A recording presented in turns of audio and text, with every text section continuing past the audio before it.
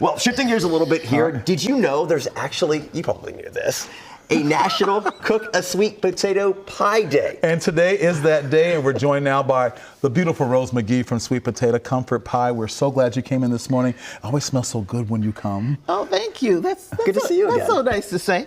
I did not know there was a... Really? No. Well, now you know. Now you know. Who makes this stuff up? There's a calendar day for everything, I swear. Now tell us more about Sweet Potato Comfort Pie. Well, Sweet Potato Comfort Pie evolved, in 2014 after I felt compelled to do something after the murder of young Michael Brown in Ferguson, Missouri. And when I got down there and saw, well, what happened was I made about 30 pies, threw them in the trunk of my car and drove down to gift to people as I would meet them. And those people would talk to me about how great it was for somebody to listen to them, and they wanted to feel valued. So I came back home to Golden Valley and knew that we needed to do something along those lines. So since then, we've been making pies, taking them where we can, when we can, respond how we can, and we've acquired quite a following of folks.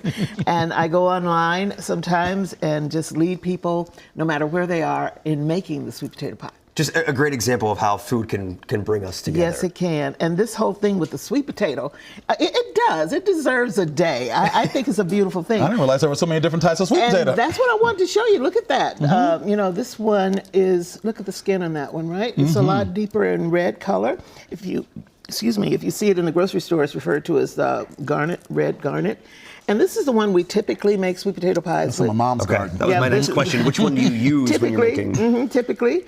But for these pies, I actually use this because look how pretty and rich in color. And there's a white sweet potato. See, we believe in diversity. See? And there's a white sweet potato. It's really good for stews and maybe if you do pot roasting, that sort of thing. And this one is really popular. You see the color? Yes. Purple. Yeah. Purple. Everybody Prince wants sweet to potato do pie. a designer sweet potato pie, right? Prince. I did make one. We were talking about Kiana Cook earlier, and she designed that Prince symbol for me. Yes. And I put it right on top of that purple sweet potato pie and took it out there to them for an event. Now this one. This is how I like to eat them. Yep, there you go. And you can have this one afterwards. Throw it in the microwave. Throw some brown sugar on it. And some butter, real butter. Actually, it's not because I wanted to keep the healthiness going. I like how mindful you are. It's that what do they call it? Good balance or whatever. No, I want butter. Okay, let's just try some butter. I was trying to promote some wellness here. And then, with the pies, they can come in all kind of variations. You want your own little personal pies, look at right? that. You're so cute. Of course, yeah. Thank there you. you go. You can't keep my container though. Okay, so and this book here is a great one. I just love the one you just finished talking about with T. Michael in them. But this one can. Nobody makes sweet potato pie like our mama. Amen. Because that's how people feel, right? I was gonna say, how long did it take you to fine tune your recipe to make it as good as it is now? Well, I tell people when I have time to really talk about it, this recipe that I use, I call it a national recipe because I started going around to various places and instinctively I wanted to taste the sweet potato pie if there was one on the menu or if I'm at somebody's house. And if I tasted one that I really like, I wanted to know what was in it. And when they give me the ingredients, I'm like, whoa. I didn't grow up with condensed milk. I grew up with evaporated milk. Let me try the condensed milk. And it just makes such a difference in the flavor. It's also good. Oh my goodness. You use fresh lemon? I never used that. I think I'm going to do that. And ginger? I never even heard of ginger until I became an adult. So here we have these ingredients that have kind of, spun from people all over the place, depending on where we are, what region. Because a woman with the lemon, we were in South Florida back in the day when I worked down there, and I'm tasting her pie, and I'm going, there's something very different about that. And I said, what did you put in it? And she says, I'm not sure what I put in it today.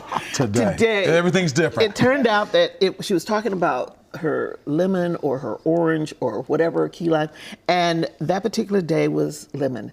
Later on in life, I would learn that the purpose of having that lemon is the citrus acid, and it helps to blend those spices and make them one not overpower the other. And so when using the recipe, as I'm sure you will do, always make sure you put that pure lemon extract or a fresh squeezed lemon, not the seeds, in the pie. batter, and it will help you give a popping flavor. Thank you so much for joining us. And a community treasure, a true community treasure. Make sure you get out and support Rose McGee and the sweet potato pie. Potato Ready to comfort pie. celebrate. That's right. Yes, thank you. Thanks for coming.